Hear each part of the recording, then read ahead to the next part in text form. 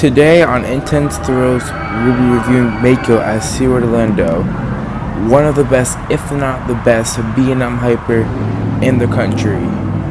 But in my opinion, is it? In this review, we will deep dive, POV analysis, and my thoughts on Mako. Mako is a Boulder Grand Yard, or B&M for short, hypercoaster located at Seaworld Orlando. It stands at 200 feet tall with the same drop equivalent as the height. Its speed is 73 miles per hour, making this the fastest roller coaster in Orlando. Mako costed the park around $15 to $20 billion and consists of 9 airtime moments. Some of the various elements it has is a hammerhead turn, a speed hill, the 5-second famous camelback, and a couple of terrain break airtime hills with a finale going over the water. Before Seaworld Orlando made this investment in 2016, most could say that Manta, the B&M Flyer, was the best coaster there. This was the first coaster at Seaworld Orlando to actually give airtime, and now since then, in 2022, they also got a premier multi-launch coaster called Icebreaker, which gives a different kind of airtime, ejector, while Mako gives floater. Mako's theme isn't special or anything. It has an area to itself, and I would say the main theme is you are a shark, aka a Mako shark, going through the water, hunting for prey, as are some of the markings around the queue. Tell us about Mako sharks and some facts. Mako has some of the best restraints I've ever experienced on a roller coaster. These are called B&M clamshell restraints. They barely come down on you, and if the ride operator pushing it down on you does not push it hard, you can get some serious floater airtime on Mako. Another thing I enjoy about Mako is the interaction with the lake and the other roller coaster made by B&M, Kraken, the B&M for this. It actually has some pretty good interactions and just an overall good view from Mako Station and see both coasters.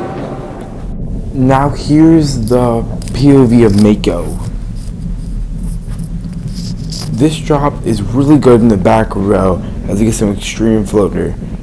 If you're on the right side, you get a little bit of whip actually going through that little turnaround. This 5-second floater airtime hill probably gets the best airtime in the whole ride. Some serious sustained floater.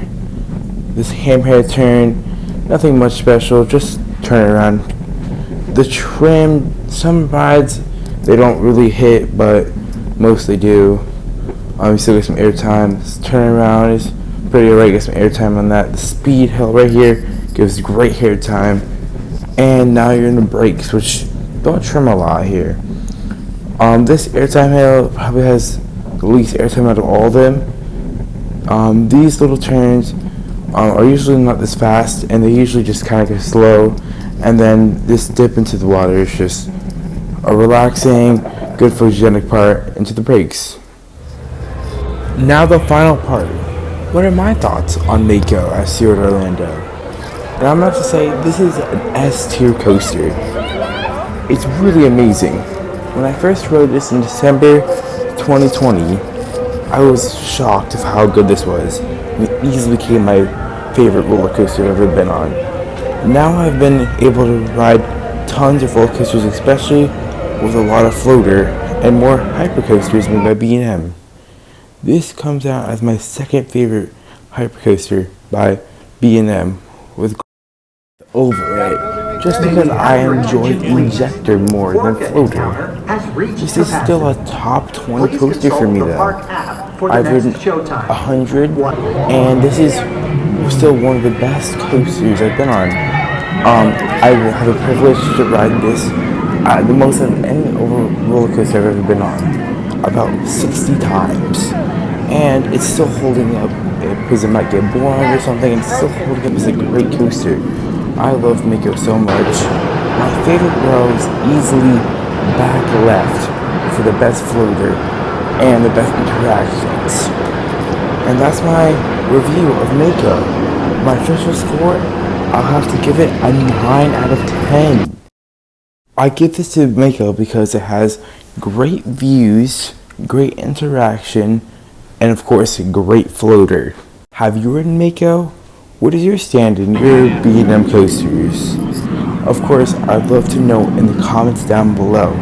If you enjoy my content, please don't forget to subscribe and like so we reach more people for my content to enjoy my coaster reviews, my coaster predictions, and coaster vlogs.